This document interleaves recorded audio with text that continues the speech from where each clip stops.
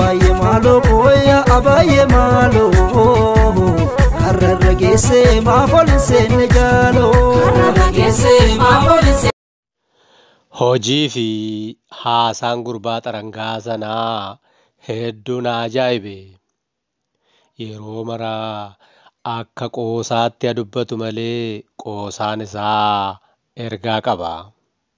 Dheengaddaa akkas jedhe kan dubbisu hin hatu kanatu immoo dubbisu kanaafuu kitaaba koo bakkan fedhe kaa'achuu yookaan bulfachuu nan danda'a jedhe.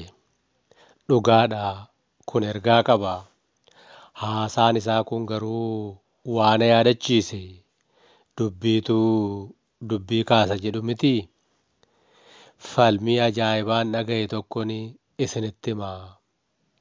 Dubartii warra soddaa ollaa keenya jiraattu tokkotu hojjettuu manaa ishee waliin wal falmaa ture. Warra soddaa hoggaan jedhu isinii gala miti.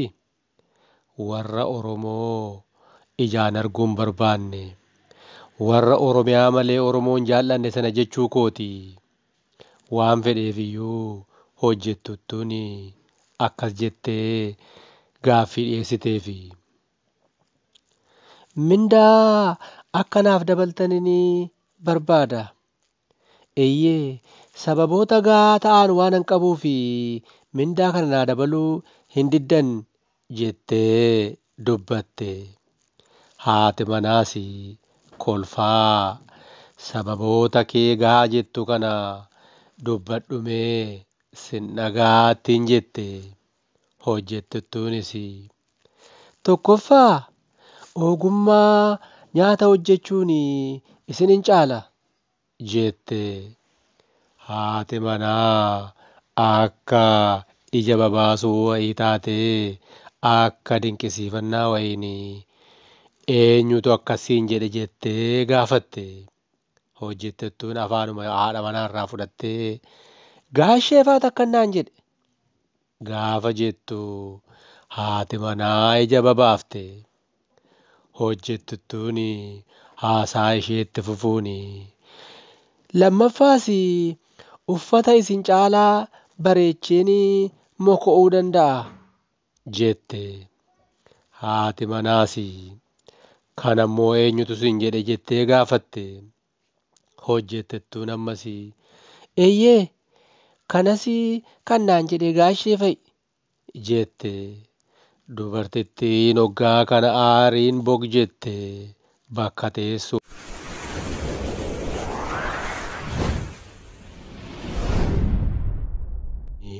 Haasaa isheetti fufuun lammaffaas uffata isin caalaa bareechee moko'uun danda'a jette. Haati manaas kan ammoo eenyutu siin jedhe jettee irra deebitee gaafatte. Hojjettuttuunis eeyyee kanas gaashee faatu naan jedhe jette. Dubartittiin hoggaa kana aariin bog jette bakka teessu ol ka'uun hojjettuttii huutee qabachuu fiixachaa gaasheen kun jettee hoggaa qabachuu fi tattaafattu. Hojjettuttuun etiyyee obsaa malee isa sadaffaa hin xumurreem jette. Haati manaa maaltu si hafe dubbadhu afaanis si qabee jette dheekkamaa. Hojjettuttuunis siree irrattis bareecheen isin caala gaafa jettu haati manaa utaaltee kanas gaashee siin jedhe jettee huutee qabatte. Hojjettuttuun lakki isa kana kan naan jedhe waardiyyaa keenya damilla'uudha jette. Haati manaa sila aariin sammuu koree ture battalatti akka mana cabbii keessa seenee qabbanooftee. Tole sagalee kee gadi qabii mindaan siif dabalama ittiin jette jedhama. Eeyyee kana warra ollaa keenya sana jirutu afaan isaaniin utuu dubbatanii gurra keenyaan kan dhageenyedha. Egaa maalirraa barattu? Otoo hin quufin hin utaalanii, osoo hin utaalin hin caban mitiiree? Hanni booqaan qabu waan gadhee jarri nutti hin fidin maaltu jira laataa? Yaa lammii koo amanamummaan ofii fi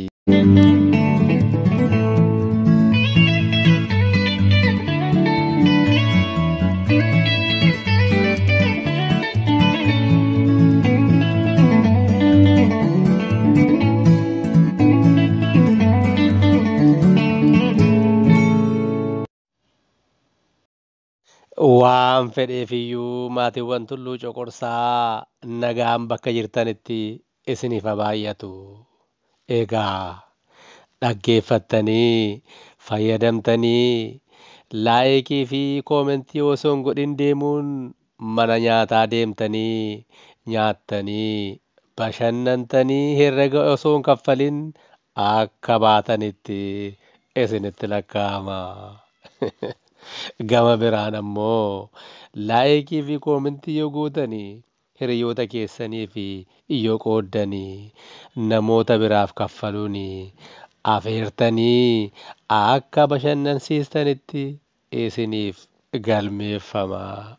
Isin jaallannaa galatoomaa waan isinitti dhaga'ame dubbadhaa barreessaa hiriyoota keessaniif qoodaa mana kanaaf maatii waan taataniif galatoomaa.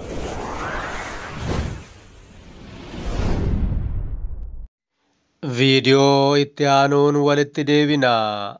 Hangasitti bakka jirtanitti haala keessa jirtanitti nageenyi keessan haa baay'atu jennaa.